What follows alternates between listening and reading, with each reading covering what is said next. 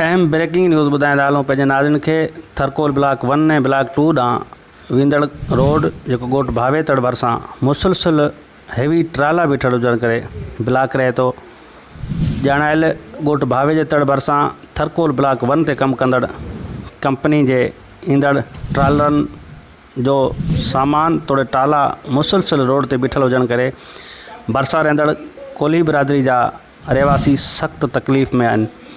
उते जे रहवासियुनि मुतालबो कयो आहे त हिकु पासे पावर प्लांट सबबु असां मुतासिर थी रहिया आहियूं, त ॿिए पासे असांजे रोड ते मुसलसल जेके हैवी ट्रालर आहिनि उहे बीठल हुजण करे रोड ब्लॉक रहे थो। असांजो अच वञ जा समूरा रस्ता बंदि थी विया आहिनि। हिननि मुतालबो कयो आहे ज़िले इंतिज़ामिया खां नोटिस वरितो वञे। ॼाणायल रोड ते गैरक़ानूनी तौर ते ट्राला बीठल हुजण सबबु असांखे सख़्तु मुश्किलातूं पेश अची रहियूं आहिनि। वाज़ह आहे त थरपारकर ज़िले में हिन वक़्तु कोरोना जी वबा तेज़ी सां पकिड़िजी रही आहे। उते ॿाहिरें सूबनि खां ईंदड़ ट्रालरनि ते जेके मौजूदु ड्राइवर आहिनि उन्हनि जी का बि कोरोना टेस्ट न पई कई वञे, जंहिं सबबु ॿाहिरि खां ईंदड़ माण्हुनि जे दाख़िली सबबु थर में कोरोना वधीक फैलिजण जो ख़तरो मौजूदु आहे।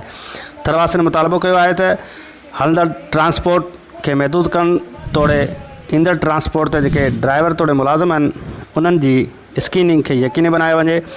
बग़ैर स्क्रीनिंग जे कंहिं बि ईंदड़ ॿाहिरि जे माण्हू खे थर अंदरि दाख़िल न थियण ॾिनो वञे।